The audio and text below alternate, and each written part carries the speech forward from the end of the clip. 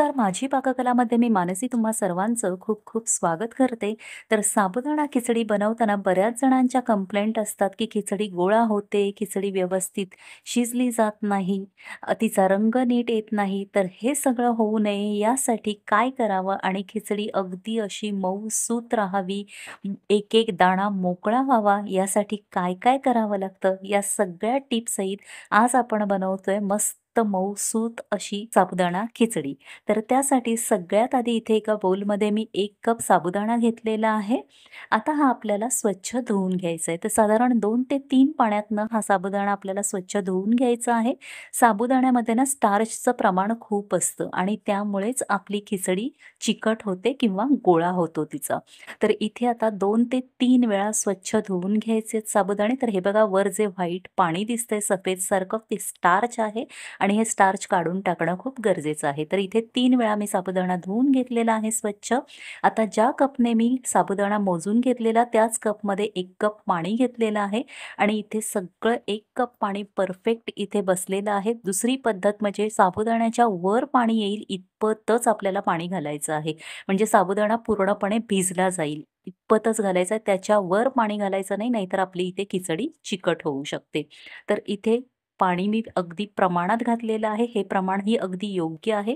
आता रात्रभर किंवा कमीत कमी 4 ते 5 तास हे साबुदाणे आपल्याला भिजवून घ्यायचे आहेत. तर इथे मी रात्रभर हे साबुदाणे भिजवून घेतलेत आणि आता मोकळे करून घेते चमच्याच्या सहाय्याने आणि साबुदाणा किती छान भिजला गेलाय बघा आपला. तर व्यवस्थित असा साबुदाणा देखील भिजला गेलेला आहे. सुटे करून घेतलेत, मोकळे करून घेतलेत दाणे. त्याचबरोबर एका साइडला मी 5 मिरच्या अशा बारीक चिरून घेतलेल्या आहेत आणि बटाटा एक मीडियम साईज घेतलेला त्याच्या काचऱ्या करून घेतलेल्या आहेत. आता एक कढई घ्यायची. त्यामध्ये 4 चमचे इथे मी तूप घेतलेलं आहे. जो आपला पोहे खाण्याचा चमचा असतो, त्याने बरोबर 4 चमचे इथे मी तूप घेतलेलं आहे. आज आपण ही तुपामध्ये करतोय खिचडी. तुम्हाला तेलामध्ये करायची असेल तरी काहीच हरकत नाही. तूप हलकसं गरम झालं, की यामध्ये 1 चमचा जिरं घालायचं. जिरं फुललं, की लगेचच यामध्ये ज्या आपण मिरच्या चिरून घेतलेल्या त्या इथे घालते मी आणि मिरच्या देखील आपल्याला ना मिनिटभरासाठी तुपावर छान अशा परतवून घ्यायच्या खमंग.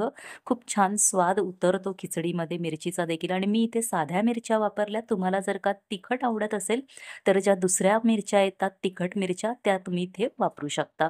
आता इथे जो बटाटा आपण चिरून घेतलेला, काचऱ्या करून घेतल्यात त्या इथे घालते. बटाटा ना 2 मिनिटं तुपावर छान परतवून घ्यायचा आणि मग यावर आपण झाकण ठेवणार आहोत, कारण आपण बटाटा शिजवायचा आहे आपल्याला.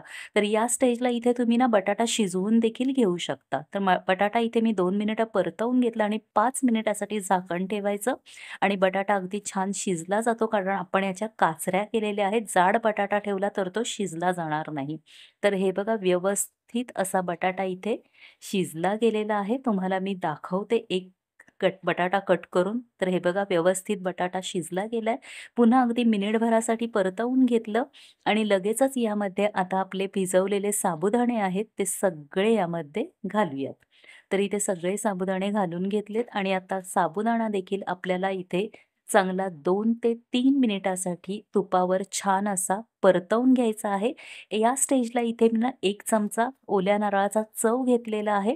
हा आवर्जून घाला. याने ना साबुदाण्याची खिचडी मोकळी व्हायला खूप मदत होते आणि चवीला तर खूप छान लागतेच. आणि असाही नारळाचा चव उपवासाला देखील खाल्ला जातो. त्यामुळे आवर्जून 1 चमचा नारळाचा चव यामध्ये घाला.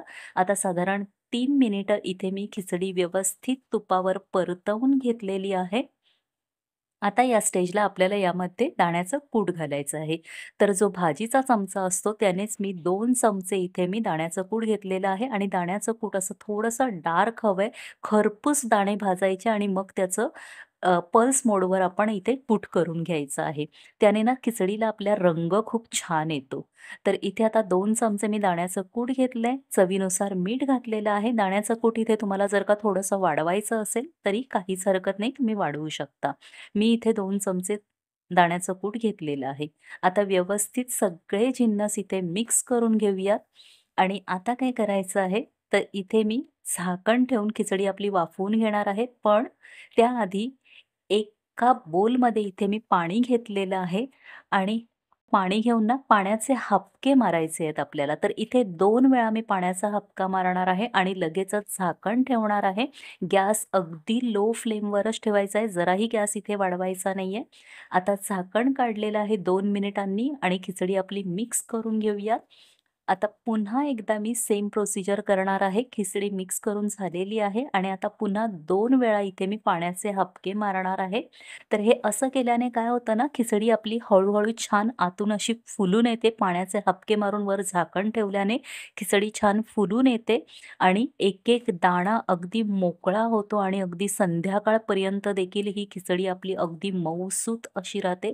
तर हे बघा मी 3 वेळा ही प्रोसिजर रिपीट केलेली आणि काय खिचडीला रंग आलेला आहे बघा आणि अगदी एक-एक दाणा मोकळा झालाय आणि ट्रान्सपरंट झालेला आहे. दाणा देखील बघा मस्त शिजला गेलाय साबुदाणा इथे आणि खूपच भारी अशी ही खिचडी आपली तयार झालेली आहे. आता वरनं थोडीशी इथे कोथिंबीर घालते. तुम्ही जर का उपवासाला कोथिंबीर खात नसाल तर इथे स्किप केली तरीही चालेल.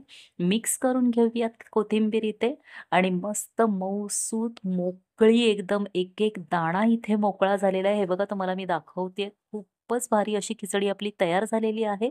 आता सर्व्ह करून घेऊयात एका डिशमध्ये. अशी आता नवरात्री सुरू होतायत आणि या नवरात्रीमध्ये ही अशी मस्त अशी खिचडी एकदा तुम्ही नक्की करून पहा. मी ज्या तुम्हाला टिप्स सांगितल्यात त्या टिप्ससहित तुम्ही ही खिचडी एकदा नक्की करून पहा. मी खात्रीने सांगते तुमची खिचडी फसणार नाही, गोळा होणार नाही. अगदी मी दाखवल्याप्रमाणे एक-एक दाणा इथे तुमचा देखील मोकळा होईल. तर एकदा नक्की ट्राय करून पहा.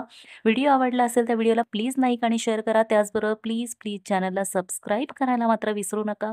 पुन्हा भेटू अशाच एका छानशा आणि नवीन रेसिपीसोबत. तोपर्यंत टाटा, बाय बाय.